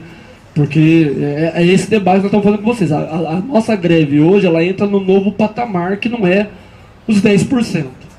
E aí queria citar duas coisas que são muito loucas nessa coisa de criminalizar o movimento social, que me falta um minuto aqui. Na Unicamp, nós nem entramos na área de saúde e nós somos ameaçados de pagar uma multa de 1 milhão, 500 mil diário se parasse o centro cirúrgico. O centro cirúrgico já tinha parado porque não tinha material para trabalhar. Equipamento quebrado. Nós estávamos correndo o risco de pagar uma multa. No restaurante que a gente parou, as Caldeiras, a gente estava pagando uma multa de 100 mil e 20 diárias de desobediência. Então a criminalização do movimento social está dado nas três. Qualquer ato que você faça. E tem um projeto nas federais, que eu não vou me lembrar agora o número dele, mas o projeto diz o seguinte, de um deputado de São Paulo, inclusive, que greve no serviço público tem que ser nos locais essenciais 100% de atendimento e onde não for essencial, acho que 80%, se eu não me engano. Não vou lembrar o nome do deputado, mas talvez eu lembre no meio do caminho aqui. Mas não vou fazer greve. Acabou. Então, para entender como é que está o processo de criminalização. E além de pau, né, nos grevistas, a polícia lá na USP, a demissão, etc. Eu vou deixar a plenária das estaduais, depois que vencer o meu tempo, que vou ser rigoroso, que já passou o meu tempo, mas depois eu quero centrar no debate das plenárias, que é muito importante para a gente, se o Aníbal não tocar, que é uma luta histórica nossa de técnico administrativo no Fórum da CIN.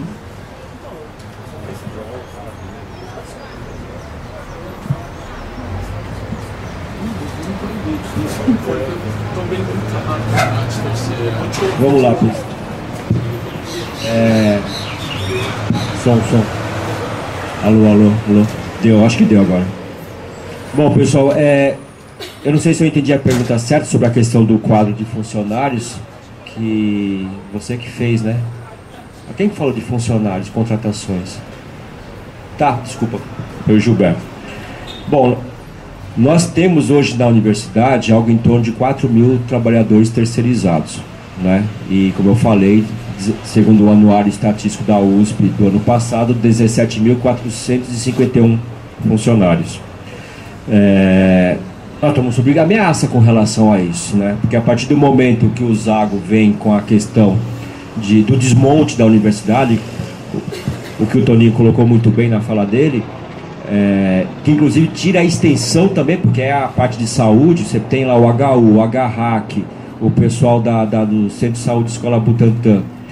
Na proposta dos Zagos, o pessoal que trabalhou ali, esses setores seriam desviados para a Secretaria de Segurança, Secretaria de Saúde do Estado. Isso significa Fundação Faculdade de Medicina, isso significa organizações sociais, ou seja, total terceirização do serviço, a queda da qualidade, sem dúvida nenhuma, né? Já visto que a gente já vê na saúde pública de modo geral, e o pessoal ficaria com certeza na mesma situação que está a Fanquil, hoje a Escola de Engenharia de Lorena, que foi incorporada pela USP, em cargos de extinção, ou seja, não se contrata mais pela universidade, aqueles trabalhadores e trabalhadoras que estão ali vão aposentando, morrendo, saindo e desaparece o funcionário da universidade ali.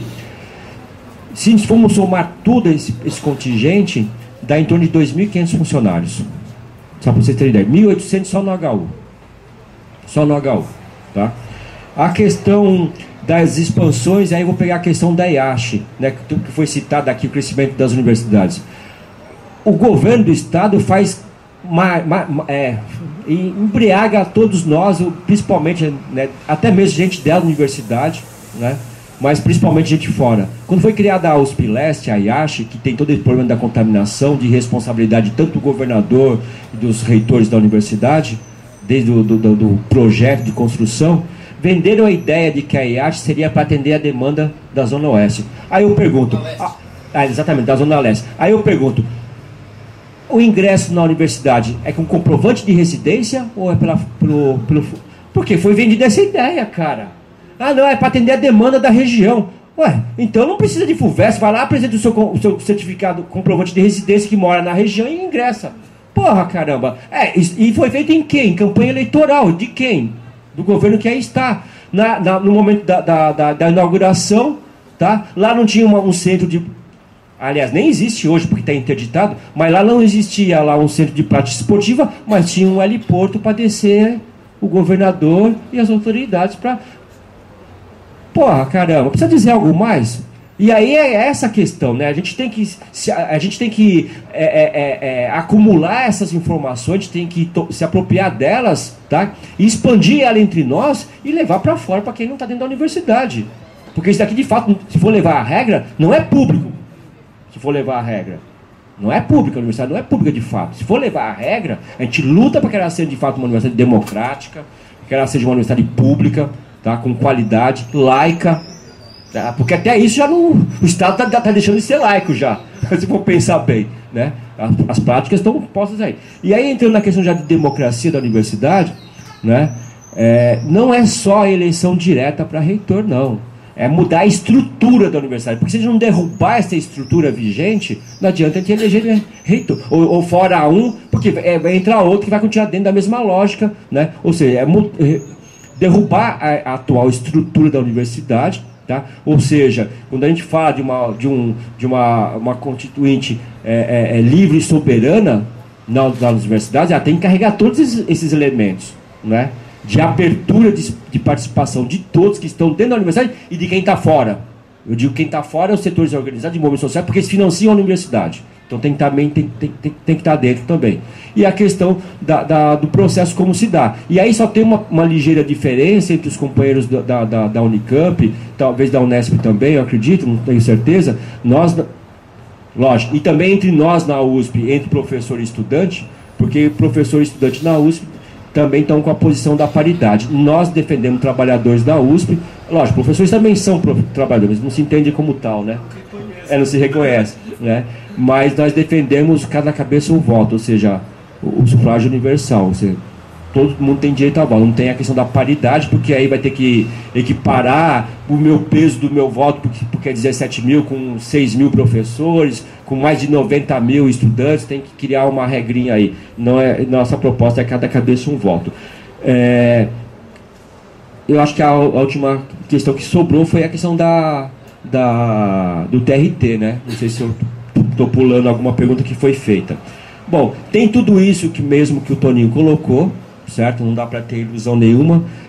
Se fôssemos ter ilusão à questão do TRT, a gente teria essa prática no sentido de recorrer a essa justiça aí para decidir as questões, e nós acreditamos que só a nossa organização, mobilização, só a nossa luta, ou portanto só a nossa greve é capaz de garantir conquistas, vitórias, assim por diante, né? Tem que estar ombro a ombro fazendo toda essa situação. Até porque é assim, tá, que a gente consegue realizar uma atividade como essa. Porque se a gente for colocar na mão do Tribunal do Trabalho, morre debate, não se discute nada. Judicializar a greve, coisa absurda, né? Eu acho que não... Bom, mas tá posto daí o que a desembargadora, na primeira audiência, ela fez alguns comentários, né? Comentou que a USP não poderia ter descontado o salário, comentou que a USP não fez negociação porque apresentou zero, né? Então ela fez comentários,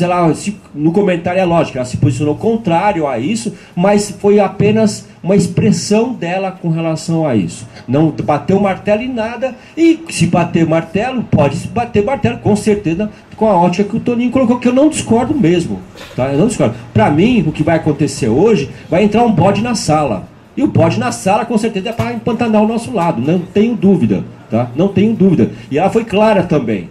Ela foi clara também na audiência passada. Eu estou aqui para discutir o direito de greve. O direito de greve, tá? E ainda falou mais. Bom, mas aí a Rita colocou assim, mas tem piquete, não sei aonde, bom, mas vocês resolvem com a polícia. Ela falou isso ainda. Vocês podem... Agora eu estou aqui para discutir o direito de greve. Aí ela falava em defesa do nosso direito de greve, é óbvio.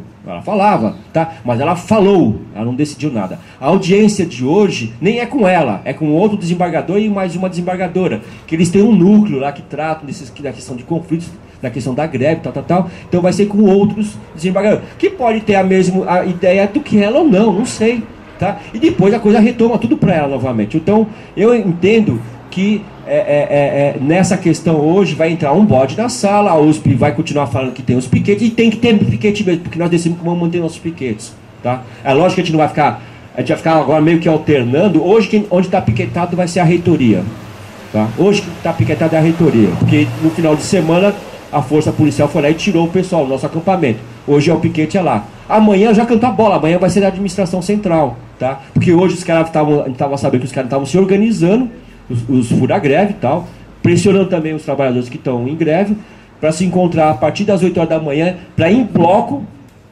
entrar na reitoria. Você não é ficar entrando um a um, é entrar em bloco, ou seja, uma manada de fura-greve arrastando através de assédio moral dos companheiros. Então, eles iam se dar mal hoje, porque eles iam chegar lá, pensar que ia ter resistência, eles iam entrar, só que a resistência ia estar no outro prédio. Agora a gente deixa para fazer no dia seguinte lá com eles. Aqui, lá é assim, não tem... É aquela história, não tem arrego, pessoal, não dá para ter arrego. Agora tem uma questão concreta aí, tá? A gente politizou bastante essa greve, muito ela. A greve ela vai para cima, para além da questão econômica, tá? Mas a gente tem que ganhar muitas as pessoas para a questão política que está em jogo. Porque a luta é política, não é de outro jeito. Da mesma forma que a gente fala que não vai para o TRT, é porque a luta é política sim, né? E aí a gente tem que convencer as companheiras e os companheiros sobre isso, colocar de forma bem clara o que está posto para nós, tá? Porque a gente entrou numa greve para ter conquista, para ganhar, tá? Mas ninguém tem na mão a certeza de que quem é que vai ganhar. Ninguém tem a certeza. Se fosse assim, a gente já sabe, né? A gente vai entrar em greve, vai ficar 30 dias em greve e a conquista vai vir no 31º dia. A única coisa que eu acertei mais ou menos no meu chute foi que quando nós estávamos de acordo com o andar da carruagem, o que eu acertei foi que quando a gente entrou em greve lá atrás e estava para completar 60 dias, não tinha completado, e eu estava indo direto para o interior, né? Estou indo, ontem estive em São Carlos, a única coisa que eu fiz foi falar para o pessoal, ó, já para alertar o pessoal, nós estamos em vias de completar 60 dias. E o que eu falava para o pessoal lá, olha, essa greve vai chegar a 90. Essa greve vai chegar a 90. E hoje estamos com 92 dias de greve. Tá? E chegou então. Né? Mas isso não foi porque eu tinha a bolinha de cristal. Foi porque a gente está no movimento. O companheiro falou aqui que está do lado de Duas Feras. Meu, o companheiro falou coisa aqui, ó. Tá? Que só um cara que está há 30 anos na USP tem acúmulo. Tá? E é isso que a gente tem que fazer. Tem que passar esse acúmulo para quem está chegando. Tá? Nós que somos jovens há mais tempo, a gente tem que passar isso para o pessoal que vem atrás. Porque um dia eu quero sair fora da universidade, eu quero me aposentar também. Já estou há 28 anos. Né? Então, tem tudo isso daí. Então, quem tem que chegar tem que se acumular isso. E outra, tem que acumular uma coisa que é importante, que vários setores que fazem greve hoje, companheiros da Unesp, da Unicamp também têm a mesma linha, tá? É o seguinte, a gente tem que ousar. Tá? Tem que ousar. Esse negócio de entrar na justiça para decidir questão de greve, desculpa, isso não ajuda em nada. Isso nos acomoda, tá? Isso faz com que a gente não tenha debate, não tenha compreensão dos problemas que são políticos, tá? E aí, certo? A tendência é a gente ficar burocratizando todas as nossas ações. Ao contrário, a gente tem que ousar. Ousar, inclusive, é para ir para a rua enfrentando a polícia, tá? A gente tem que ter essa prática. Ah, eu nunca cheirei bomba de gás. Cheira a primeira vez, se vai acostumar, pode ter certeza disso. Cheira a primeira vez, tá? E outra, eu tenho medo, sim, mas na hora que você tiver o temor ali, porque é comum, é normal isso, ter medo é questão de sobrevivência até, tá? Mas também tem outra coisa, cria-se indignação. E quando cria-se indignação, você começa a perceber aonde que está o lado de lá e onde que está o lado de cá, tá? Quando o reitor chama a polícia para descer porrada em você. Aí a gente começa a perceber as coisas. E isso é importante para nós. Se a gente não começar a praticar isso, para poder separar as coisas, a gente vai ficar achando que alguém pode decidir por nós. Não é alguém que decide por nós. Somos nós, assim, ó, ombro a ombro. Somos nós que decidimos. Agora, para isso, tem que mobilizar, politizar a discussão, tá? E estar junto. E não é fácil isso. Não estou falando que isso é fácil também, não. Mas eu só entendo isso como meio de caminho para qualquer conquista. Obrigado, pessoal. Bom, eu vou tentar responder e do que eu entendi. Né? E não é a chuva que vai nos derrotar, né, Tony? Mas a pergunta sobre a real perspectiva agora de negociação, eu estou de acordo com os companheiros aqui, né? Realmente, a gente sabe que a justiça, via de regra, ela não nos favorece, pelo contrário, né? Até nos espanta aí todos esses relatos da justiça, mas se a gente faz uma análise do TRT bem claro, a gente faz uma análise mais apurada, você vai ver que tem uma pegadinha aí. Primeiro, todos os argumentos dessa greve, nós temos falado desde o começo, todos os argumentos estão do nosso lado. E os reitores sabem disso, o governador sabe disso, a justiça também. Porque zero na database não pode. Descontar salário não pode. Não é? Então, todos os argumentos estão ao nosso favor. Então pode ser muito bem uma isca para dar algum 0,000, como a gente costuma falar, 0,01, e dizer, olha, temos um reajuste, sair da encalacrada da lei. E depois judicializar a greve, mesmo porque isso já está posto lá com a gente tem visto isso. A greve passa por um período terrível de judicialização. Multa de 500 mil reais diário não é a entrada do sindicato por mês. Quer dizer, é para acabar, é para também desmontar o sindicato, desmobilizar, intimidar. Então, a perspectiva que a gente vê é essa do bode mesmo sendo colocado na sala e tal, como o companheiro Aníbal colocou, como o companheiro Toninho colocou. E a gente vai ter que estar muito atento a isso para se defender, como o companheiro Aníbal colocou muito bem. A nossa questão é uma luta ali de greve, a gente tem que ter conquista pela greve, e não pela justiça, porque ela não vai favorecer a gente mesmo. Nunca favoreceu e não vai ser agora. Os meandros da justiça, eles existem para serem trabalhados, e as pessoas sabem muito bem como trabalhar isso. E via de regra, principalmente lá na Unicamp, a gente vê isso. Via de regra, a justiça é tendenciosa a favor do patrão, e não da gente. Lá, por exemplo, essa multa que foi colocada da noite para o dia, vocês terem... ali no restaurante também, situação complicada. Quando nós paralisamos o restaurante e baixou a liminar ali para quê? Também a favor do patrão. Ele baixou uma liminar com um cunho de interpretação bem particular e bem escondido no meio da liminar, do texto da liminar, que dava a entender que era para todas as unidades da Unicamp. Qualquer uma que nós fizéssemos qualquer movimento de parar, a liminar valeria.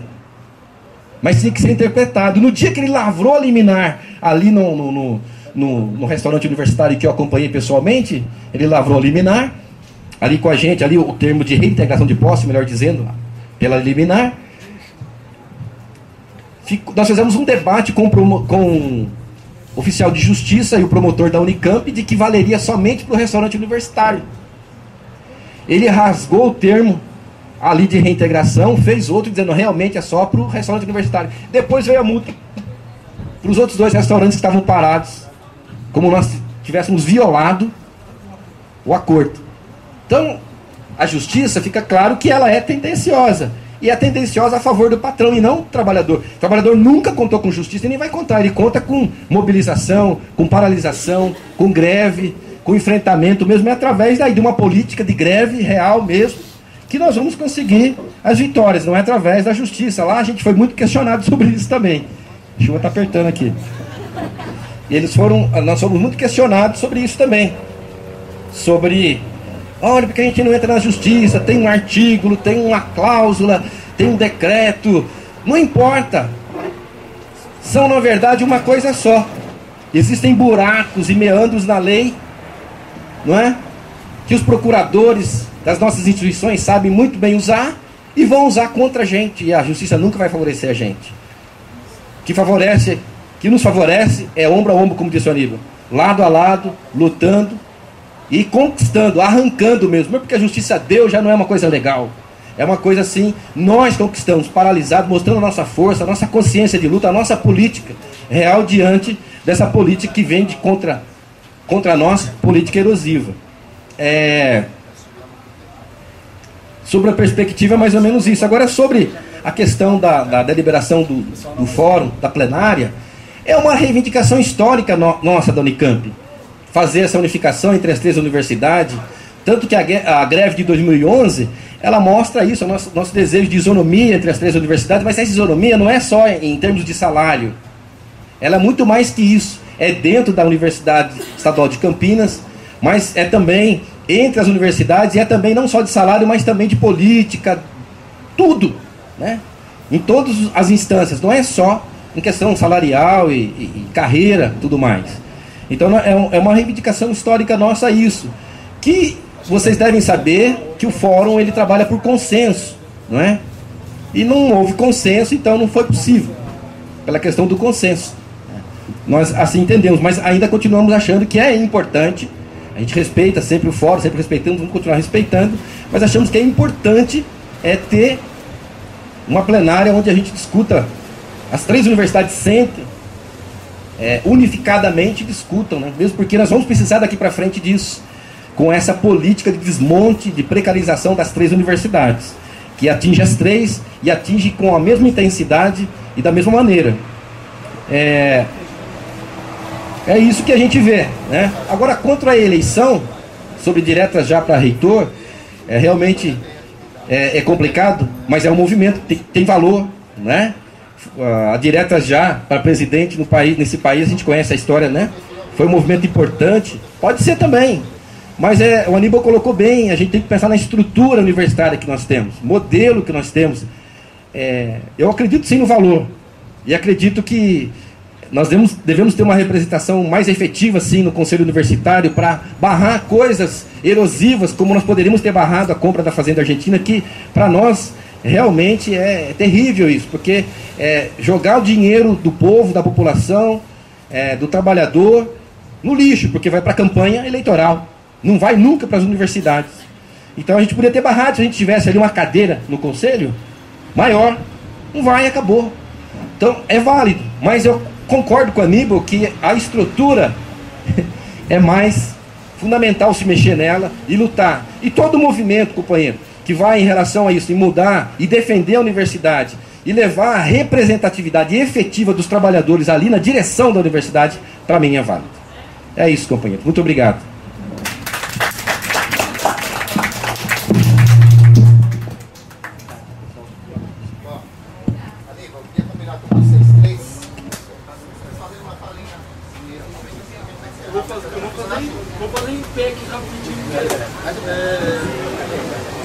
Não dá nem para brigar com a chuva, né? Porque, né? Não, pelo contrário, os companheiros estão pedindo desculpa. A gente, assim, nós da Unicamp, vou falar em nome do Aníbal Nil, mas assim, a gente está muito satisfeito com o acolhimento de vocês e a paciência de ficar aqui mesmo com chuva. Acho que isso que é importante, a gente mostrar a nossa unidade e trazer alguns elementos que eu julgo importantíssimo para a gente avançar nesse processo de unidade, na luta, na greve, mesmo com as dificuldades que nós na Unicamp em particular, estamos enfrentando. Eu acho que o Oswaldo colocou aqui muito bem no começo, nós estamos na Unicamp lá só a nossa categoria, os docentes não estão mais em greve, os estudantes não entraram em greve, estão apenas com 1 ou 2 unidades em greve, e o reitor fez uma tática de desmontar a greve dos estudantes, que adiou o início das aulas para setembro.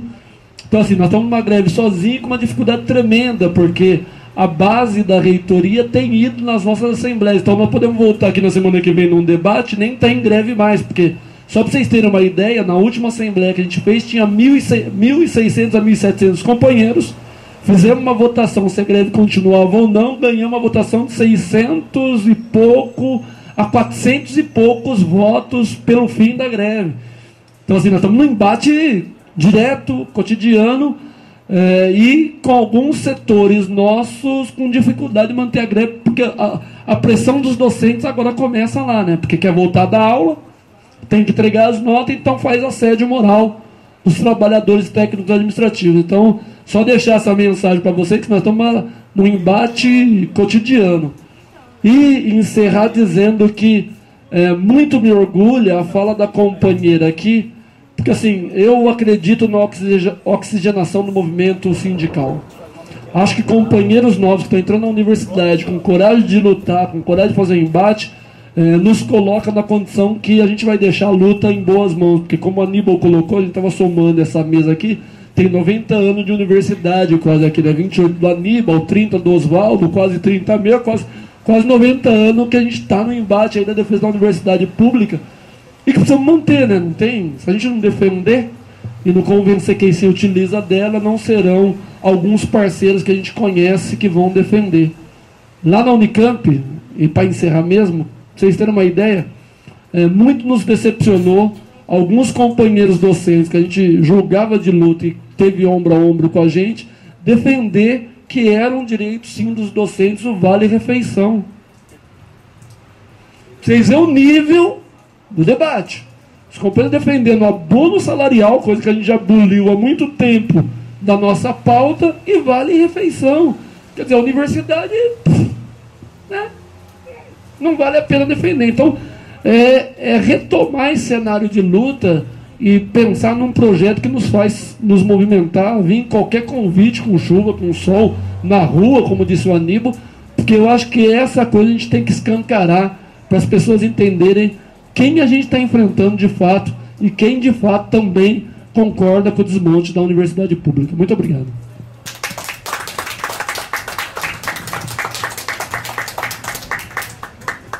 Bom, quero agradecer os companheiros, quero agradecer a oportunidade que eu tive de estar com vocês aqui nesse momento, de conhecer aqui também, e dizer também que os companheiros estão de parabéns por essa discussão, por esse debate, porque isso realmente é muito importante e no mínimo aguça a nossa reflexão, para a gente refletir sobre a situação real das universidades e do quanto nós podemos contribuir nessa luta, que é uma luta de todos nós, não é uma luta só dos trabalhadores. É impressionante como lá eu fico chocado, tocado e chocado ao mesmo tempo com isso. Quando eu saio às ruas, as pessoas falam, a greve de vocês, a greve dos trabalhadores, não é minha, é nossa. Eles deveriam ter uma consciência que a universidade é deles, talvez até mais deles do que nossa, não é? Porque eles financiam, como o companheiro disse, essa universidade também.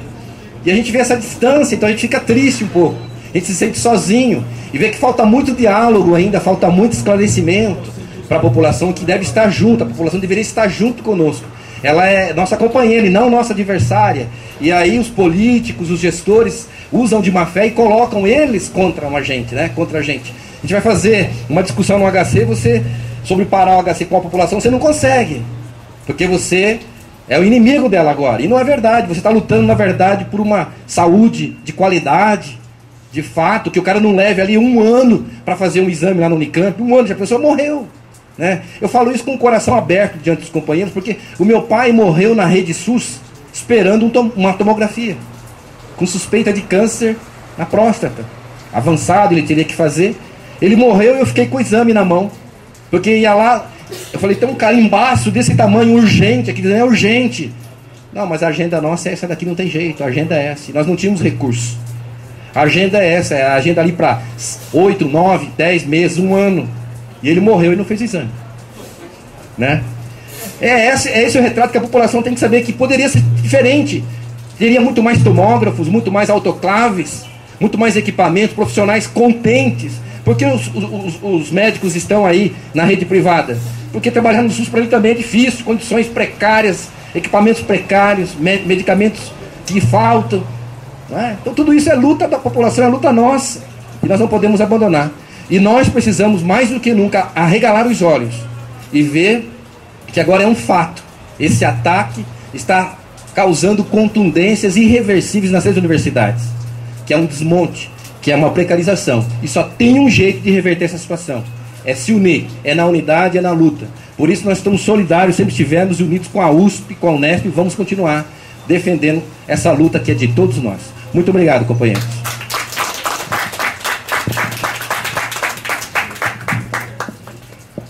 Bom, pessoal, só vou colocar algumas questões pequenas assim, né, meu, que... Pequenas não, né, alguns detalhes que são importantes, né. A gente teve já por ordem do Zago, o desconto em salário do pessoal em greve, né? Não abarcou todos na greve, com certeza, porque quem implementou foram as administrações diretas, que são aquelas que são o dirigente que está à frente são designados diretamente pelo reitor. Então ali aconteceu de fato o desconto de salário. Em algumas unidades de ensino, aqui na capital, no Butantã, aliás, aqui na capital, né, porque também tem unidade que é fora do Butantã, foram 5 unidades de ensino que teve desconto de salário. E o desconto de salário não foi igual para todos, né? Teve unidade que teve os 30 dias, teve unidade que teve 2 dias, teve outras unidades que teve 16 dias. Agora, lógico, no interior, proporcionalmente, esse impacto foi maior. Na capital, não. Na capital, porque é onde tem mais gente, onde tem mais dirigentes, tudo. E como todos não levaram a regra que o Zago colocou, mas no interior foi mais impactante.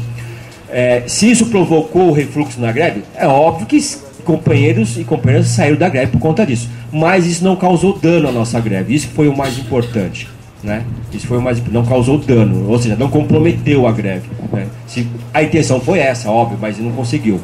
Agora, com certeza, um segundo desconto, aí complicaria.